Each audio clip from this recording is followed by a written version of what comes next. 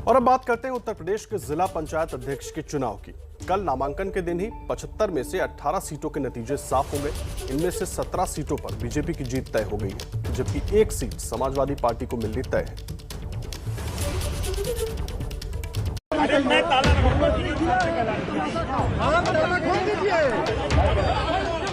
हंगामे की ये तस्वीरें बता रही हैं कि यूपी में जिला पंचायत अध्यक्षों के चुनाव में अभी हलचल और तेज होगी। यूपी की 75 जिला पंचायत अध्यक्षों की सीट के लिए वोटिंग और काउंटिंग में अभी करीब हफ्ते भर का वक्त है, लेकिन नामांकन के साथ ही आंकड़ों का उलटफेर शुरू हो चुका है। इन 75 सीटों में अभी तक 18 जिला पंचायत अध्यक्ष की सीटों पर फैसला तय हो चुका है। 17 सीटों पर बीजेपी उम्मीदवारों की निर्विरोध जीत निश्चित है। 12 सीटों पर एसपी उम्मीदवार पर्चा भी दाखिल नहीं कर पाए। 5 सीटों पर एसपी प्रत्याशियों का नामांकन खारिज हो गया। अभी कागजों की जांच का काम कई सीटों पर चल रहा है।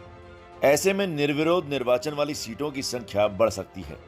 बीजेपी दावा कर रही है कि कम से कम 25 सीटों पर बीजेपी के प्रत्याशी निर्विरोध जीतेंगे। बीजेपी के मुताबिक कई सीटों पर समाजवादी पार्टी के उम्मीदवारों को प्रस्तावक और अनुमोदक नहीं मिले, जिसकी वजह से नामांकन खारिज हुआ है। जिला पंचायत सदस्यों के चुनाव में समाजवादी पार्टी ने बढ़त बनाई थी, लेकिन पंचायत अध्यक्ष के चुनाव में अपने उम्मीदवारों के पर्चा दाखिल ना कर पाने से भड़के एसपी अध्यक्ष अखिलेश यादव ने ट्वीट कर नाराजगी जताई। ये हारी हुई बीजेपी का चुनाव जीतने का नया प्रशासनिक हथकंडा है। बीजेपी जितने पंचायत अध्यक्ष बनाएगी, जनता विधानसभा में उन्हें उतनी सीट भी नहीं देगी। समाजवादी पार्टी ने अपने प्रत्याशियों को नामांकन से रोकने के लिए बीजेपी को जिम्मेदार ठहराते हुए चुनाव आयोग से शिकायत की है। दूसरी ओर पार्टी ने अपने उन 11 जिलाध्यक्षों को पद से हटा दिया है, जिन जिलों में बीजेपी के प्रत्याशी निर्विरोध जीत रहे हैं।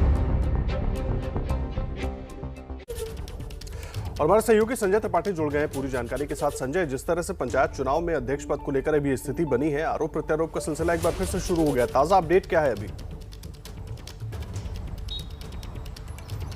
देखिए आदर्श, उत्तर प्रदेश में जिला पंचायत अध्यक्ष का जो चुनाव होता है ना, वो सत्ताधारी दल के बल और समीकरणों का चुनाव होता है। और इसी की बानगी कल मिली जब 18 जिलों में नतीजे सामने आए तो 17 में भाजपा निर्विरोध निर्वाचित हुई। केवल एक सीट, चूंकि समाजवादी पार्टी और भाजपा की सीधी टक्कर है, सपा की एक सीट निकल पाई है, वो भी उनके अखिलेश यादव के गृह जनपद इटावा की, जहाँ से अंशुल यादव निर्विरोध निर्वाचित हुए हैं। और मैं आपको बताना चाहूँगा कि 29 तारीख को, मंगलवार को, ये जो नाम वापसी है वो तारीख भी अहम होगी, क्योंकि उस वक्त तक भी कई सारी चीज़ों पर, कई सारी सीटों पर निर्विरोध निर्वाचन तय माना जा रहा है। और 3 जुलाई जो फाइनल चुनाव की तारीख है, उस वक्त तक ये मुकाबला और रोचक हो जाएगा। अभी जो नतीजे निकल के आए हैं उसके हिसाब से 17 सीटों पर जहां भाजपा जीती है, वहां कई सीटें ऐसी हुई जहां पर समाजवादी पार्टी आरोप लगा रही है कि उनके प्रत्याशियों को जो निर्वाचन पत्र दाखिल करना था वो नहीं करने दिया गया, रोका गया। उसके लिए पुलिस का इस्तेमाल किया गया, प्रशासन का इस्तेमाल किया गया। तमाम हथकंडे आजमाने का आरोप समाजवादी पार्टी की ओर से सरकार पर लगाए जा रहे हैं। लेकिन ये पहली बार नहीं हुआ आदर्श। 2016 में जब पंचायत चुनाव हुए थे, तब भी आप देखेंगे तो समाजवादी पार्टी के 33 जो जिला पंचायत अध्यक्ष थे वो निर्वाचित हुए थे निर्विरोध। तो ये सिलसिला पहले से चलता चला आ रहा है और अभी कुछ नया नहीं हो रहा है।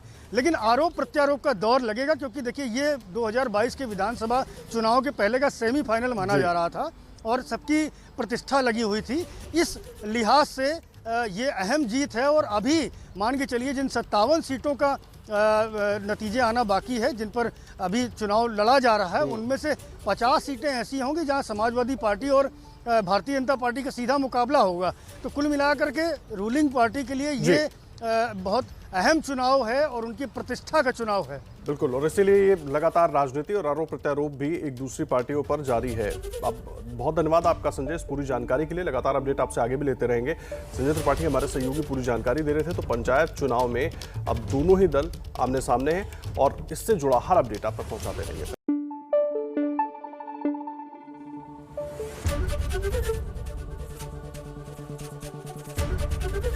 एबीपी न्यूज आपको रखे आगे।